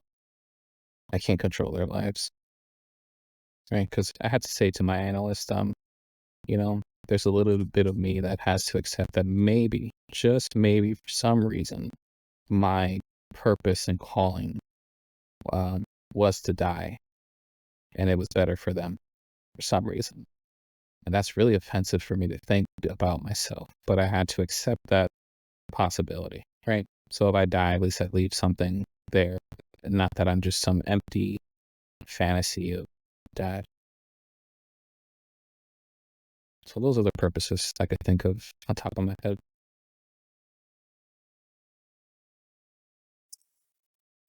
Thank you so much, Adam. I've just known you for a couple of hours now. We had some contact here and there, but to me, you sound like a really amazing human being. I really appreciate you. I really appreciate you sharing your wisdom and your words and your experience and the way you look at life. And to walk with me through the cave with your flashlight. It has been quite expensive to me to have this conversation with you, and I'm really thankful for that. So, thank you very much. Yeah, I love it. Let's do it again. Because look, I didn't show you any wisdom. I just showed you all the dumbness, and we just bounced around. I think that's the pleasure of life. It's really such a freaking pleasure doing things like this. So thank you for having me on. So let's do this let's do it again. You're more than welcome, Adam. Absolutely. Perfect. Very much. Thank you. All right. Take it easy. Take care of yourself. And with that, Adam Ayala has left the conversation. I hope this discussion has provided you with valuable insights into the depths of psychoanalysis and the complexities of human relationships. If you found this episode meaningful, please consider subscribing to the podcast, leaving a review, and sharing it with others who might benefit from this conversation. I've received many warm words recently about the previous episodes, and I'm grateful for this. Your support truly means the world, and I don't take it for granted. For now, I would like to leave you with a quote by Sigmund Freud. One day, in retrospect, the years of struggle will strike you as the most beautiful. Thank you for listening. Take care.